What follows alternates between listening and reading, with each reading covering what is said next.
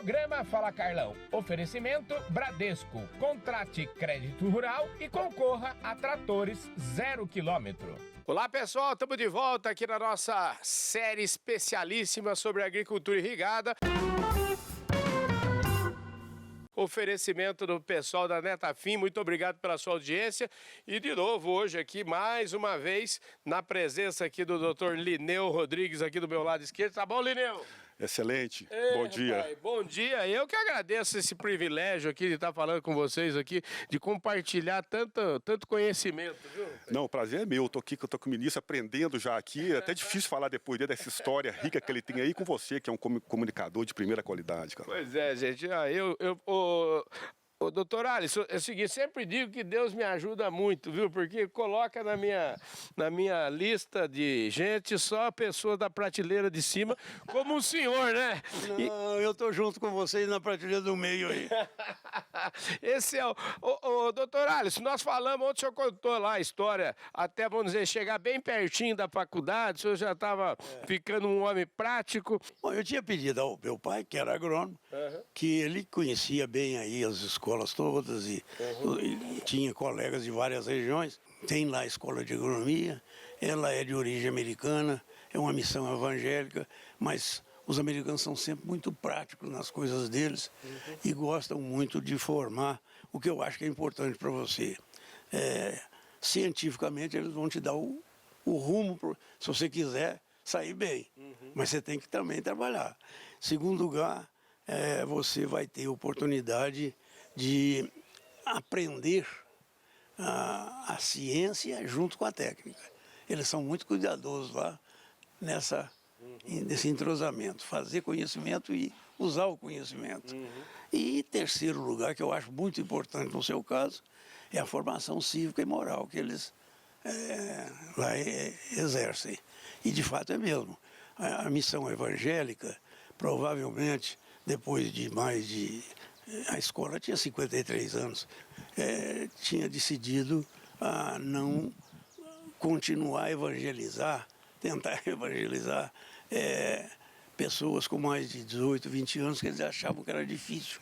Para eles era mais fácil, era um menino ainda jovem, que eles trabalhavam melhor e tinham melhor receptividade no trabalho e no objetivo deles. Então a escola de agronomia acabou sendo devolvida, vamos chamar assim, para a Igreja Presbiteriana do Brasil. Foi entregue a ela. A Igreja Presbiteriana, coitada, não tinha recurso nem para ela. Então a escola entrou numa crise muito forte. Eu era estudante nessa época. E vi os efeitos da crise.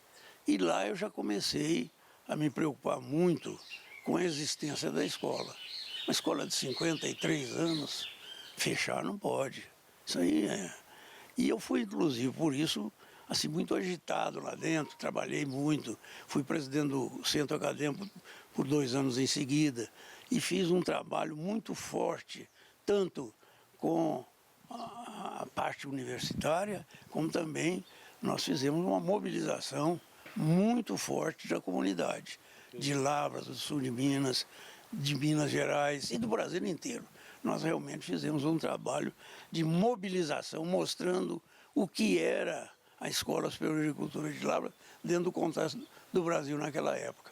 E foi muito interessante, porque todos nos ajudaram muito. Ali começou a reação para que a escola não fechasse. Faltavam 2 dias para minha formatura e o reitor, John Huylock, era um professor americano formado lá em Iowa, que nós tínhamos, me chamou lá na casa dele. E eu assustei. Ele falou, não tenho uma notícia muito boa para dar ao senhor, não. Eu assustei. Minha família tinha acabado de sair de Bangui. Será que teve algum desastre, alguma coisa? Sim. Não, o senhor esteja tranquilo. Acho que ele verificou logo que a forma de abordar dele não tinha sido boa. Eu, não, o senhor pode estar tranquilo que eu quero conversar com o senhor. Aí me contou a história. Olha aqui, nós estamos numa dificuldade muito grande.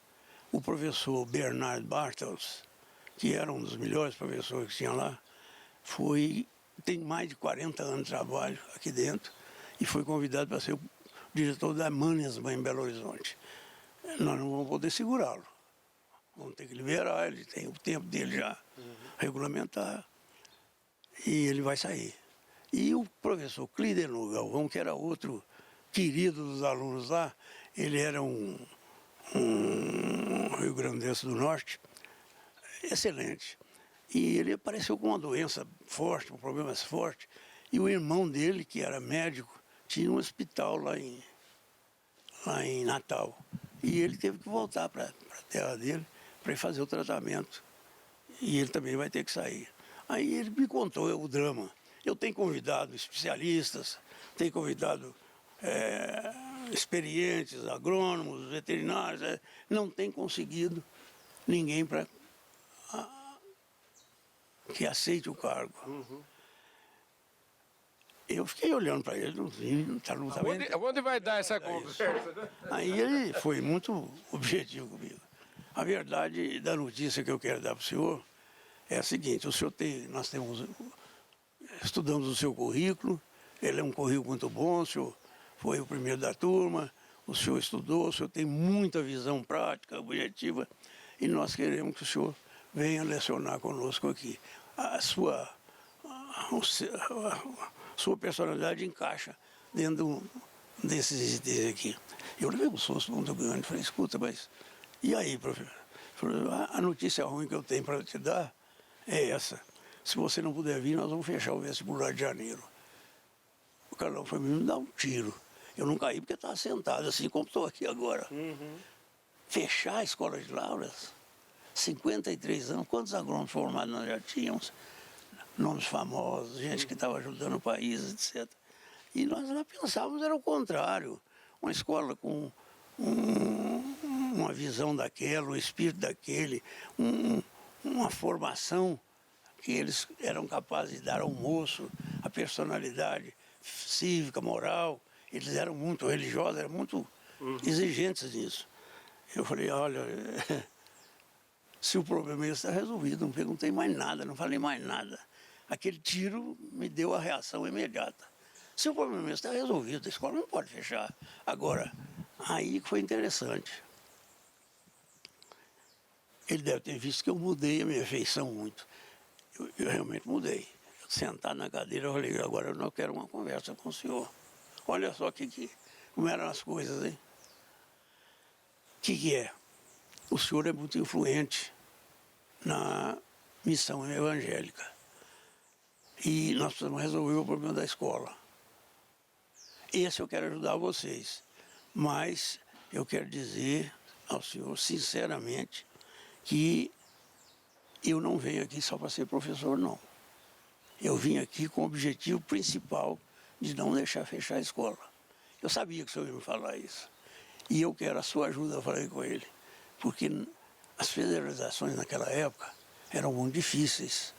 Tinha havido um período em que aquilo virou uma safadeza, um roubo. O sujeito montava aí uma escola, uma universidade com meia dúzia de casa velha e botava um preço fabuloso daquilo. A União pagava para ele, para aquilo, ainda recebia um terrível problema, né? E lá nós queríamos o contrário, né? Nós tínhamos lá uma escola que estava deficiente já, pela falta de recursos, mas que tinha um espírito muito forte. E que o que nós queríamos era manter aquele espírito para formar com o objetivo que eles sempre tiveram. Formar o homem na sua essência. E aquilo para mim era muito importante. Olha, foi um fato interessantíssimo. Primeiro, eu não perguntei se eu ia ter onde morar, onde é que eu ia comer, onde é que eu ia dormir. Eu tomei a decisão. Eu já tinha para ir onde ia. O pior era agora falar que eu não ia mais, né? Que história bacana, né? Ó, deixa eu te perguntar, você é fruto dessa decisão do Alisson, né? Porque você estudou lá e se não fosse essa decisão, talvez você não pudesse estudar nessa universidade, né? Com certeza. Aí eu fui para Lavras, antigamente era Exal. a Escola Superior de Agricultura de Lavras, hoje é UFLA, né? E lá, assim, realmente, na verdade, uma escola pequena, com poucos cursos, com a oportunidade de estar mais próximo dos professores. Eu tive a oportunidade de trabalhar com iniciação científica, desenvolvendo um carneiro hidráulico alternativo, pensando na pequena agricultura, porque um dos problemas da nossa agricultura é a energia, né?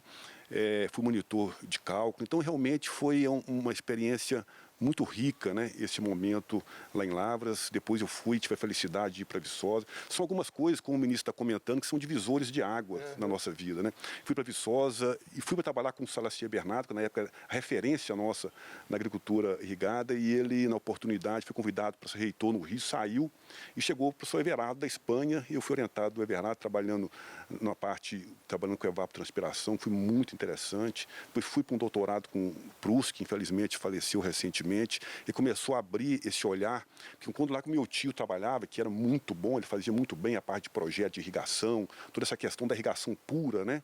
Que é onde eu já entrei sabendo, que eu queria trabalhar com irrigação. Eu não tinha dúvida, não fiz mais nada, dediquei toda a minha trajetória para trabalhar com irrigação, graças à influência dele.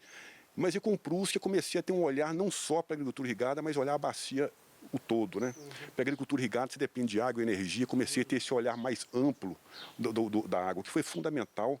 E depois, numa ida para os Estados Unidos, na Califórnia, com outro professor chamado Wesley Hollanda, que ele falou: Lineu, a estratégia não é só a agricultura, olhar a agricultura irrigada dentro da parcela, você tem que olhar o macro, a questão da bacia hidrográfica como um todo. Foi onde eu direcionei mais meus estudos e onde eu tenho mais contribuído. E isso lá começou na ESAL. Eu estou ouvindo a história agora, essa história fantástica aí, da nossa escola, hoje da UFLA, né? Pois é, gente, você está vendo que nós estamos chegando perto da irrigação aqui.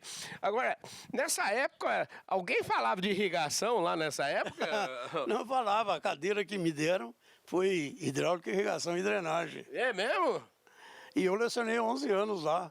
Olha só. Apesar que nos últimos anos eu já estava como professor, consegui trazer mais gente para a cadeira e já lecionei menos, mas tive a atividade de ensino que eu realmente até gostei bastante. Tinha assim achava que as possibilidades eram poucas, não é não. O professor pode exercer influências grandes e eu procurei fazer isso no máximo. Agora, o que foi mais interessante nessa história toda é que nós conseguimos, com muita dificuldade, achar uma solução para a escola. Tentamos iniciativa privada, Estado, município, não tinha jeito. Tem que ser a federalização. E aí foi um trabalho grande. Eu tinha começado em 1960, o primeiro ano eu tive que estudar muito para não deixar os cursos que eu estava lecionando cair.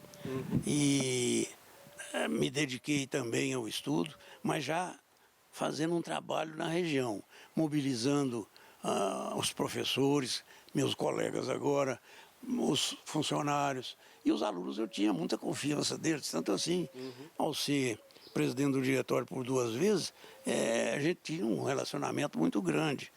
E eu continuei a ser também representante deles nesse problema. Eles me elegeram como representante também do corpo discente. E foi muito interessante porque nós levamos tudo dentro de uma discussão objetiva. Qual é o problema? A escola não pode fechar. Segundo, ela não pode ficar como está também, porque senão ela vai morrer por inanição. Nós temos que fazer aqui uma evolução disso aqui. E a tese foi essa que nós pegamos. A região, o sul de Minas, Minas Gerais, agricultura, as possibilidades, principalmente sul de Minas com café, com frutas, legumes, etc, etc. Tudo isso era muito importante. Então, nós acabamos localizando que ali precisava ter uma grande universidade para poder influenciar no meio, que era a tese básica do Dr. Gumbel, né? Valeu, gente. Obrigado e manda um abraço para o pessoal da Netafim, que está apoiando a realização desta série tão importante. Gente do céu, que série gostosa de fazer, que privilégio.